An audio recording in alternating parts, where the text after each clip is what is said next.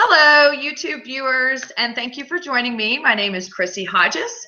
I am a mental health advocate and author of Pure OCD, The Invisible Side of Obsessive Compulsive Disorder. And I'm also a peer support specialist here in the Denver area, and I work with people around the world to help support them in working toward recovery with mental illness. I'm super excited today for this video because I have one of my all-time OCD heroes with me, who is also my therapist when I went through exposure response prevention about 19 years ago. Dr. Stephen Phillipson is one of what I like to describe him, world-renowned experts on OCD, one of the best therapists around for OCD, and his website, OCDonline.com, which if you've watched any of my videos, you know I'm always pushing people over there, is one of the websites that have the best information and a place that you can go and feel a lot less alone with the obsessions that you may be experiencing. So Dr. Phillipson, thank you so much for being here today with me. I'm so happy to have you. You're more than welcome. And as when we first met, please call me Steve. Okay. And thank you for that wonderful description. My mother couldn't have done a better job. I really appreciate the support. And I can't believe it's 19 Steve. years. All right, Steve. Well, we're today, Steve is going to answer some questions. Most of them are questions that you have asked me before or things that I try to address in the videos. And I just love having a more of a clinical expert opinion on them as well. So I can direct you to this video whenever you're feeling a little bit alone or confused or want some more information as you're moving into therapy. So today, I'm going to kick this off with one of the most common questions that I'm sure Steve gets, and I get it a lot as well. When people are going into therapy, Steve, typically they'll say, well, is this therapy going to stop these horrible thoughts that I'm having? And if they're not going to stop the thoughts, then why should I even get therapy in the first place? That's a very common question, and it's based on a tragic misunderstanding about how the human brain works naturally. I haven't had a single day or an hour of OCD, yet my brain produces a complete wide array of very, very typical OCD associations. My brain is not wired such as someone with OCD, so when my brain tells me per se to jump in front of a train, if I'm standing on a train platform, you know, I just acknowledge it as a creative thought from the brain machine sending Steve a message to my conscious awareness. And, you know, research clearly indicates that 85–90% of the non-OCD clinical population experiences the exact same array of creative thoughts as persons with OCD. So the OCD sufferer's brain is as creative as any non-OCD sufferer's brain. And the difference is that the OCD sufferer's brain has a malfunction in the amygdala, which produces a tsunami, a storm of emotional distress. So associated with these natural thoughts comes this emotional reaction as if the sufferer is in terrible danger. And so really OCD's foundation is an emotional malfunction. It's not a thought malfunction. The persons who have these thoughts are not disordered because of the creativity of their brain, but the way their brain pairs this distress signal with these very natural creative thoughts. So if you're totally successful in treatment, why should your brain be any different than a non-OCD sufferer's brain? So you will continue, as any natural brain will, to have these thoughts. They may not be nearly as frequent, and certainly they will not be as intense, but they will be as creative, and we wouldn't want to stifle brain-machine creativity. That's really interesting that it's a thought disorder. No, it's a feeling emotional disorder. Right. Disorder. It's an emotional I've never thought of it that way. It's not a thought disorder. The thoughts of someone with OCD are totally natural, totally, you know, in keeping with human brain programming. So we wouldn't try to change something that is just completely natural to the human condition. Yeah, it's Okay. just completely predicated on a malfunctioning emotional system, which has no capacity for learning through language. So we can't tell the amygdala, hey, this is natural, this is completely unimportant information, but we have to show through the treatment and through reconditioning to this very primitive mechanism in the brain that the emotional, kind of connection and bond to these thoughts is really unimportant. Okay. So if people hear this explanation or they're finally grasping this, what would you tell someone then if the goal is not that we're going to get rid of these thoughts, then what is the actual goal of getting therapy for OCD? The absolute goal is embodied in a single word, and that word is called irrelevance. So we can recondition the human brain's overreactivity emotionally when it pairs itself to these types of creative thoughts, whether it be harming a child, being attracted to same-sex people, finding potential for AIDS on a doorknob, or thinking that the light's not off even though the room is completely dark. So the goal is that through embracing the emotional signal and not acting in accordance with the distress signal to seek safety, and actually through exposure therapy to bring on the potential for the danger as predicated from the malfunctioning brain. By doing that repeatedly and demonstrating irrelevance, the brain's natural programming is to wind down its excessive emotional reactivity to these associations and thoughts. And so over time, through very, very aggressive exposure work, the brain can shut down the emotional system and really kind of dial back the intensity of the emotional signal. Okay. So with that, the therapy basically teaches us to manage these thoughts and the anxiety, or manage the anxiety and the emotional response as we're going to get them. And after you graduated from therapy and living your life, people often ask, will it come back and will it be just as bad? And so I guess the question out of this would be, is there a cure to OCD? So do you really use that terminology? Yeah, no, the goal of treatment is to kind of create remission. And I look at it almost like a volcano that hasn't erupted in, say, hundreds of years, or with OCD, the brain that hasn't erupted, within 1 to 5, sometimes 10 years. That the condition can go into a dormant phase, which is very, very possible that it can resurface. Often there may be a resurgence of an OCD episode, sometimes during periods of stress or sometimes during hormonal variability. And so with women in particular, OCD has a potential to be very, very linked to hormonal shifts.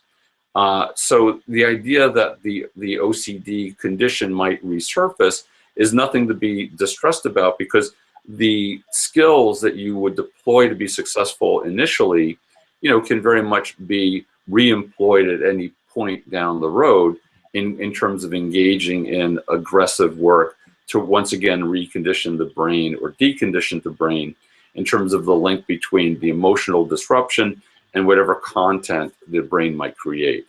It's also really, really important to keep in mind that the topics of OCD are completely irrelevant to the person. So when a person has thoughts about potentially molesting children, or a person has potential thoughts about being violent toward a loved one or children, that the content is completely disconnected to anything relevant to the person's nature. And this is probably one of the most tragic misnomers that we have, because of, historical bad science psychology, to think that these spontaneous associations that we come up with have any reflection on a person's character. And that's really something that still is kind of heartbreaking, that people aren't aware that it's just, once again, natural that our brain generates these unfiltered, kind of uncensored emotional associations. If I see a knife, have the thought stab, and that those pairings of a knife and stabbing that happen just automatically and reflexively within each of our human brains is not really some deep-seated anger, or if I have thoughts about possibly being interested in the same sex, and have an anxious reaction to that, that there's not really a deep-seated homophobia there. It's more the idea that this potential answer about being gay needs to be discovered. We need to kind of resolve the distress over not having an answer. That's one of the things that I hear all the time, and I have experienced myself, is I wish I could have any other obsession than this one. It's funny because I run groups for people with OCD, and at least once a month there's this huge debate amongst the 12 to 15 people in the group. Whose spike theme, whose intrusive thought is the worst one to have? And it's funny because I never see one spike theme as being any different, greater or lesser than any other, because I know that the brain's natural reactivity to that theme, infuses the topic with a distress signal that's just profoundly overwhelming and very intense. And so, everyone's theme is, to my mind, exactly equal. So someone who has thoughts about molesting children, to me, is no different than someone who thinks maybe I can catch AIDS from a doorknob. I never differentiate or give any substance to the actual topic of OCD, but more the way a person manages the topic. That OCD specialist that I work with here in Denver, he always said, when people say that, he goes, "Be careful what you wish for." And I used to think relationship OCD would be so easy to deal with. You either like the person or you don't. Until I had a bout with it, I was like, I'll never say that again. Well, right, on my website, there's actually an article, and I rarely write about specific spike themes within my article, but the single coin of having, gay OCD on one side and relationship OCD on the other is so common that I Yes. actually wrote an article on exactly those two themes, because they can go so hand in hand. Mm-hmm. And yeah, I agree. I actually find, what's called ROCD, or relationship OCD, to be somewhat more challenging than just gay OCD, purely because, relationships are so damn complicated in the first place. It's very, very difficult to kind of separate out, what is a spike or what is infused with this distress signal versus what's just a natural complication in the relationship. Yeah. Well, either one sucks. They all do, trust me. Okay, let's talk about reassurance. I am a big reassurance seeker. I'm just going to put it out there. I'm owning it. I don't know if you remember this, Steve, but I also have the fear of vomiting. It was one of my first obsessions that I have. And so, guarantee every time I eat chicken, I'm always going to have to ask reassurance about it. So people feel, when reassurance is a compulsion, people feel the need to want it and need it, and can get pretty upset when they're not getting reassurance, and can even put it on someone as, if you really cared about me, you would give me the reassurance. Tell us a little bit about why reassurance is damaging, especially for in a therapist view, but also if a loved one in the support system is giving the person suffering reassurance. Sure. The brain is sending this signal as if there's a danger. So for you, if you're going to eat chicken, your brain is pairing chicken as one of a variety of foods, I'm sure, that's associated with the potential to get a stomach poison reaction that will produce vomiting. Mm-hmm. So perhaps chicken, eggs, maybe even pork. There's a lot of foods that might be associated with food poisoning that can produce nausea. But chicken, I guess your brain has been conditioned to see it as one of the primary sources that you're susceptible or vulnerable to the potential of getting nausea from eating. And so biochemically, Christy, you actually don't care about vomiting as much or more than anyone else, but your brain's conditioning is such that to you, it's associated vomiting with like end of life scenarios. And so it sends you a warning about the potential of vomiting as if, your whole life depends on making sure that this food is not going to poison you in that way. And so, the whole treatment is predicated on deconditioning the link between the concern of chicken being a vomit source and, you're being free to eat it. And so by giving into that impulse to reassure yourself, you're actually strengthening the bond, or with any spike theme, you're strengthening the bond between your brain's biochemical, pairing of fragility, that chicken is a danger to you. And then by your seeking reassurance, you, Christy, are joining with your brain's concern and establishing a greater bond, a greater, kind of link between the distress over the potential of vomiting and your brain signal that you need to kind of get these reassuring answers. Because the interesting thing is the few times I have actually vomited, what's always become interesting to me is that it's the biggest exposure you can have. Sure. And so when it happens, I find myself going, this is not as bad as I thought it was. But then of course, several minutes afterwards, the anxiety spikes back up to Sure. the fear of it happening again. That's right. Because we can't, if you could take a nausea inducing pill, let's say 4 times a day for a month, by the end of that month, you probably wouldn't be that distressed about vomiting, because once again, it deconditions your brain to see on a more regular basis that vomiting has no, kind of ramifications, for you that your brain is concerned about. But a single trial is not nearly enough. We can't do a single exposure and then think that the brain now has new conditioning. Mm-hmm. So, yeah, I'm sorry, go ahead. No, go ahead.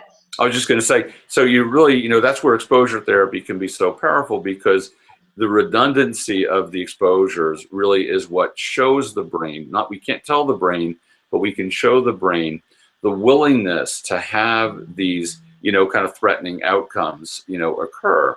And by doing that repeatedly, the brain stops sending the emergency signal. Okay. So, Steve, do you have any sort of advice or anything, if you were to address loved ones or parents of individuals who are suffering, on how to approach not giving reassurance or not being part of their compulsions? Yeah, I see it in a way as like a loved one refusing to buy cigarettes for someone that they really care about, or someone who's not willing to buy alcohol, someone who might have a drinking problem. It's called enabling. Mm-hmm. And I think what's really important is to really kind of sit down with that loved one and to say, if you're not seeking effective and aggressive treatment, I'm not going to be a part of your disorder. I'm not going to be a part of sustaining, your condition by giving reassurance. Because, as you're aware, reassurance is a never-ending,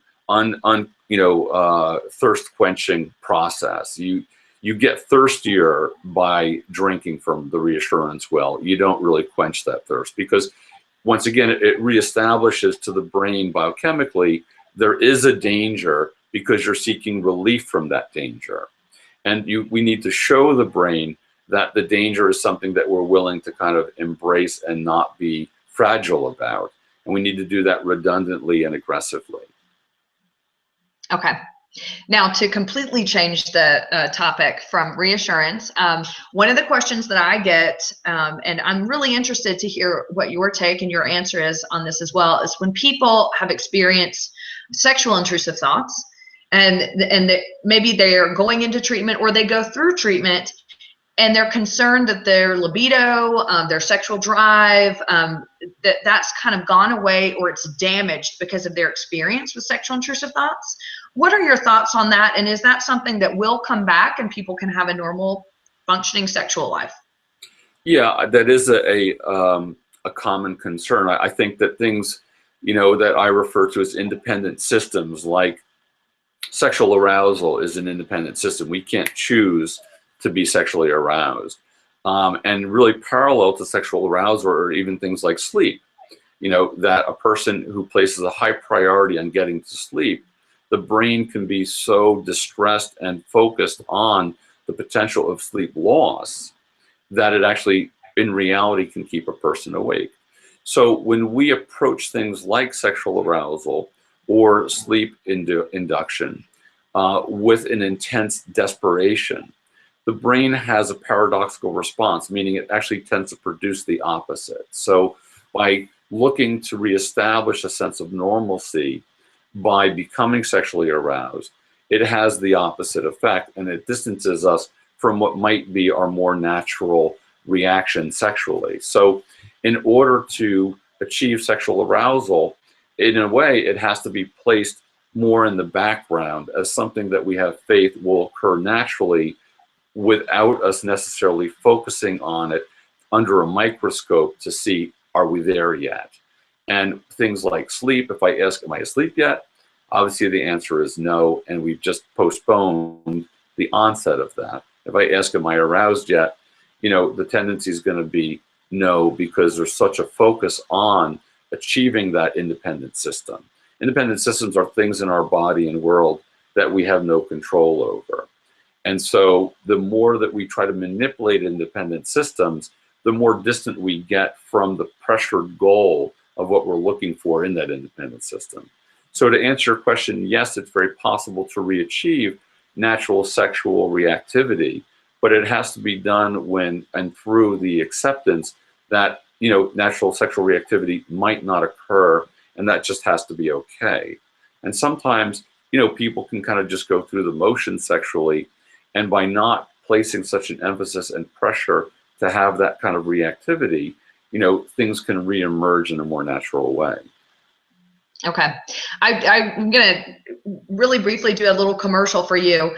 On OCD Online, .com, Steve has a great article that I'm in the middle of that talks a lot about these independent systems. It's called Choice. And I was reading about this yesterday, and I just thought how helpful that would have been to know before or during treatment. I had no idea that these were a lot of the things that we tend to focus on having OCD and we think we should have control over, we actually don't. And it was very interesting to me to see that explanation and all the different systems you were talking about in the article. So thank you for explaining that. You're welcome.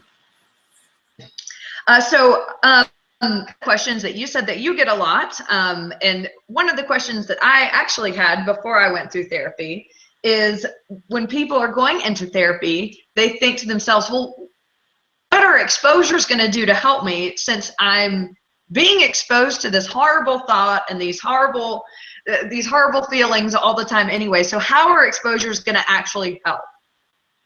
So when the brain offers a warning, let's say, to take a very natural one, hey, there may be AIDS on the doorknob, there may be some blood on the doorknob from someone who had AIDS.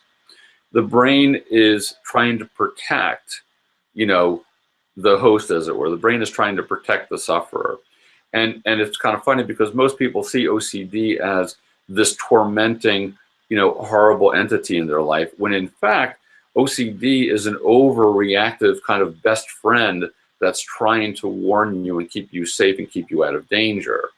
And it's funny because this, relationship with the brain's natural tendency to protect and thinking that it's trying to torment can actually add a greater degree of kind of distress and resentment, over the warning signal or the exposures. So when we bring on the exposure voluntarily, rather than the brain sending the warning signal, it's a very, very different phenomena. The brain creates the associations to say, hey, there's danger there. And when we voluntarily engage in an exposure, we're saying, yeah, there may be danger there, but I'm going to expose myself to this possible danger so often, so redundantly, to demonstrate that even if there is danger, I'm not going to give it any relevance. And so going back to the whole treatment goal of irrelevance, the voluntary exposure is the most powerful mechanism to demonstrate irrelevance. So there's a very, very big difference between volitional exposure versus what I refer to as automatic exposures, which the brain delivers. And this was a part of therapy that was really difficult for me, understanding how to expect the anxiety and anticipate the anxiety. And Steve, I don't know if I ever shared this with you, but one of the things that helped me was to keep kind of a log of every single exposure each week, so I could figure out the formula of what worked for me. I would always spike in anxiety hours before. During, it wouldn't be so bad, and then I would worry that because I didn't have anxiety, I really was gay.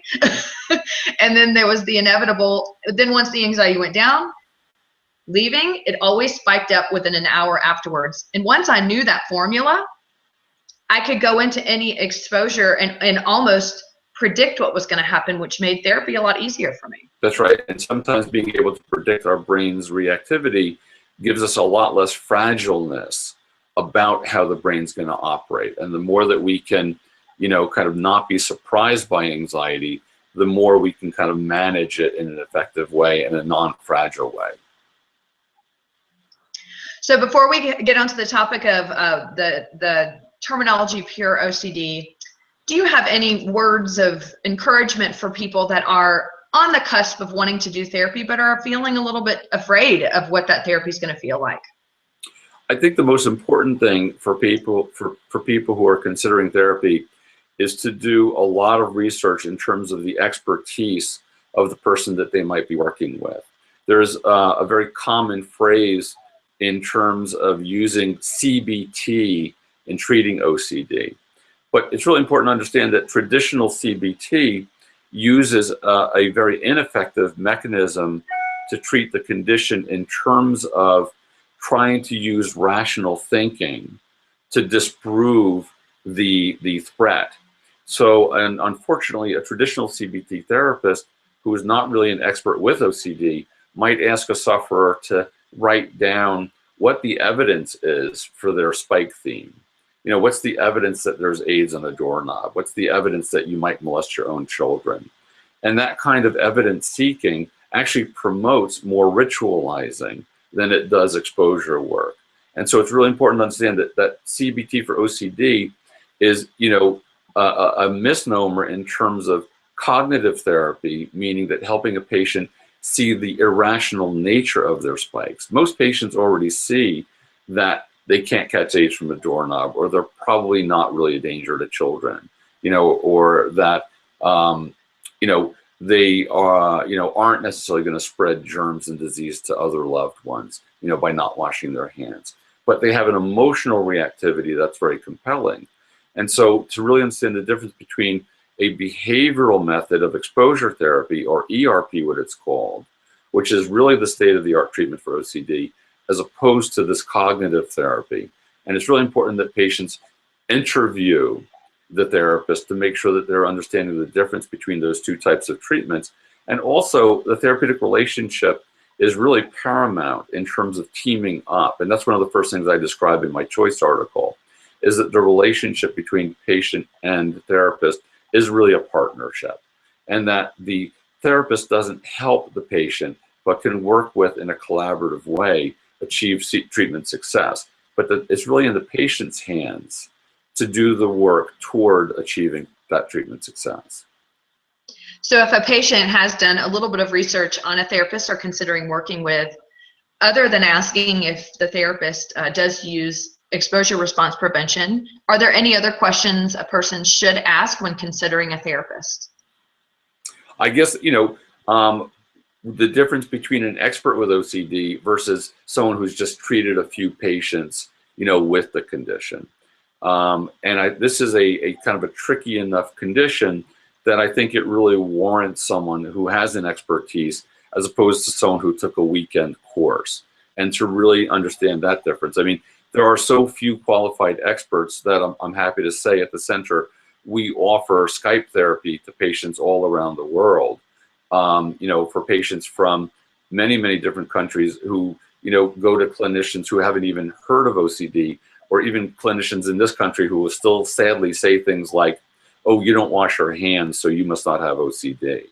And that kind of ignorance is really, unacceptable, but unfortunately it's still pervasive. And that's why we do offer, our information over the web, and we offer treatment via Skype.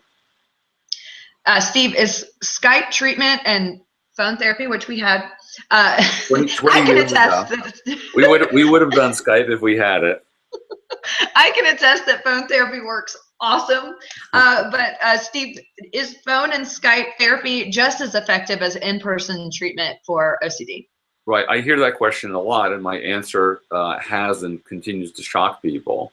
I found over the past 30 years of being a clinician that there's probably a 15% greater outcome of working with patients over Skype, that there's actually a 15% greater chance of treatment success for patients over Skype. And then people will ask, why do you think that is?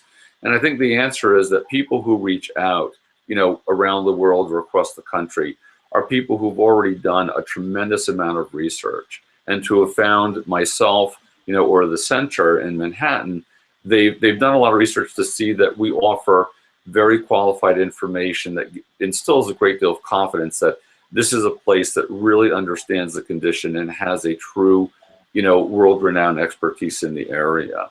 And so I think that's what really is accountable to the greater likelihood of patients, improving via Skype or phone sessions. I'm happy to say that when patients cooperate, there's still a very, very good prognosis. We probably still see, a prognosis of about 80 to 85% of success when patients are very, very compliant with treatment. And another commercial for you, I was successfully treated with phone therapy by Steve. So thank you. It works. Yay. You mean your dad, by the way, because he was a wonderful part of the treatment team. He was. He's a great support. And I think that anyone that has support out there that's willing to be part of the treatment and continued education with the person, you're really lucky if you have that kind of support. And thank you, Dad. Finally, I wanted to talk a little bit. You and I have had this discussion before. A lot of people will say that pure OCD doesn't exist. And they will say, and first of all, that was super triggering the first time I heard it. But a lot of, on the clinical side, will argue that pure O or pure OCD is a terminology we shouldn't use to describe the type of OCD that has mental compulsions. Can you weigh in on that for us? Sure. I mean, I'm the first one to agree in a scientific language that pure O doesn't exist, because OCD implies an obsession, the triggering thought, a compulsion, the escape response, and those two things create the disorder in terms of a life disrupted process because of the O and the C. I coined the term pure O in the early 90s because at that point I was seeing a number of patients who were told by clinicians that if they had the non-observable ritualizing subset of OCD, as opposed to people who wash their hands or check the stove over and over again, if they had the form of it where the intrusive thoughts were neutralized through internal thinking processes, that they better be lucky with medication because there really is no treatment for them.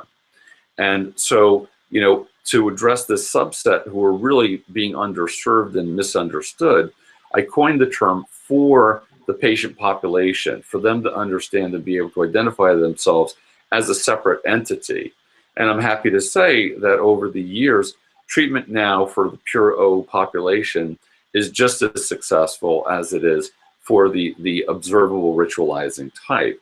And to me, that my colleagues don't recognize it as a nickname for the patient population, that the patient population tends to be very, very happy to be, having this designation of singling themselves out separate from the other form of OCD, where there's much more attention giving and there's much more research about. To my knowledge, there's very, very still little research in terms of treating the pure O subset of OCD, and the majority of it still focuses on the observable ritualizing portion because you can collect more clean data. So even though I am a scientist, I have a research degree, I have a PhD in psychology, and I did an internship at Johns Hopkins, which was a very scientifically based, organization, hospital. Even as a scientist, I am in favor of the term pure O for the patient population's sake, being able to identify themselves as a differential classification. So I do support maintaining the nickname, but I'm okay with recognizing it as a nickname and a not scientific term. Did that adequately address your concern, Christy? Well, I'm definitely for keeping it that, considering my book is called that. Yeah. Now,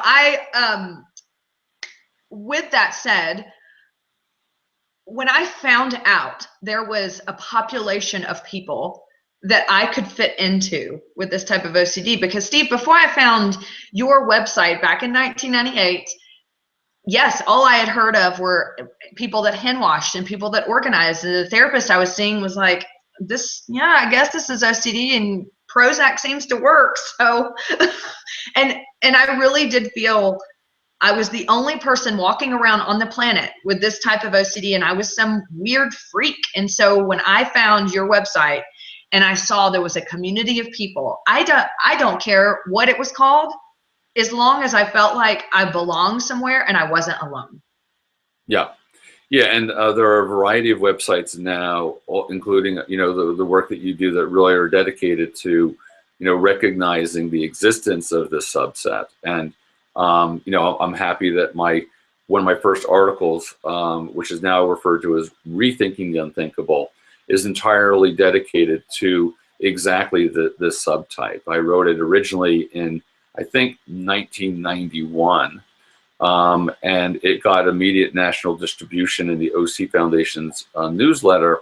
And I got calls all across the country right afterward from people who were desperate to start phone therapy because they recognized themselves in it and had never even heard of the term or the concept that this subset of OCD even existed. So, I recognized it many, many years ago as being very underserved and very misunderstood.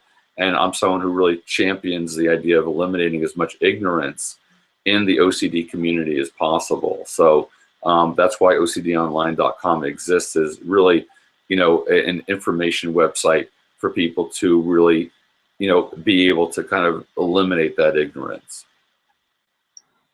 And one final question, how common is the Pure O type of OCD?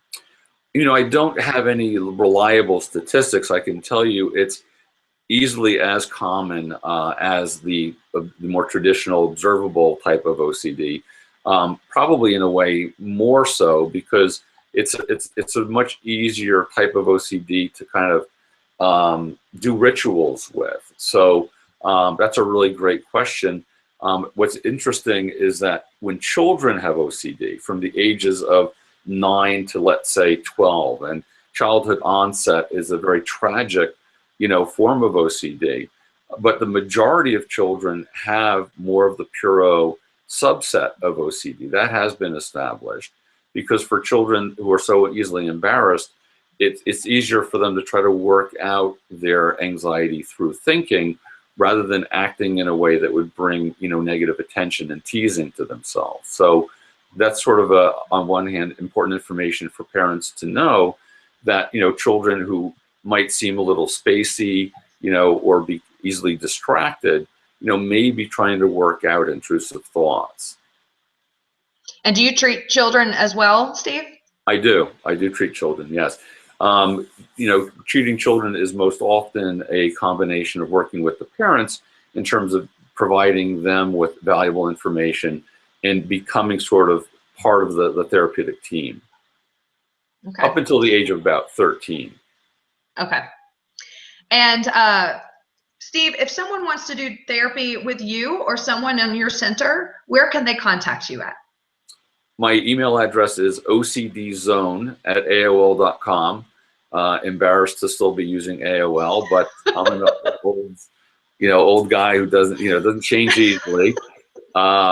So OCDonline.com is my website, and there's a link also to contacting the center, or myself. And I will say that we're very happy at the center to provide a sliding scale. We have about 18 to 21 people on staff, and so we can provide a really good range of fee structure to accommodate, most people's economic needs. Well, Steve, I want to thank you so much for being here today. Like I said, you're one of my OCD heroes, not only because you were someone that was an integral part of helping me to find my own recovery, but just the valuable information on your website and all that you do to champion for us in the OCD community as an advocate. So thank you for that. And I want to thank you for keeping in touch. It's really wonderful that we could have worked together when you were in college, as I recall, and now you're doing such wonderful work for the community. I think it's terrific. You deserve a lot of credit. Well, thank you. And thank you everyone for joining in. I would encourage you to please go to OCDonline.com. A couple of my favorite articles, the one that I just feel like saved my life was Thinking the Unthinkable, which is now called Rethinking the Unthinkable. And his latest article, Choice, it's long, but it is good, and it has some great information. Very, very long. I can tell everyone it has a surprise ending. Oh. And everyone complains about the length, but other than that, they say pretty good things about it. It is great. And thank you for joining in here. If you're looking for resources or some help finding a therapist in your area, feel free to contact me at chrissyhodges.com, or you can email me at ocd.chrissy@gmail.com, or if you're looking for peer support as well. If you want to read about my journey with the fear of throwing up, homosexual OCD theme, and scrupulosity, you can read about it at Pure OCD, The Invisible Side of Obsessive Compulsive Disorder, found at Amazon and barnesandnobles.com. Thank you again for joining me, and I will see you next time with another awesome topic relating to OCD. Bye.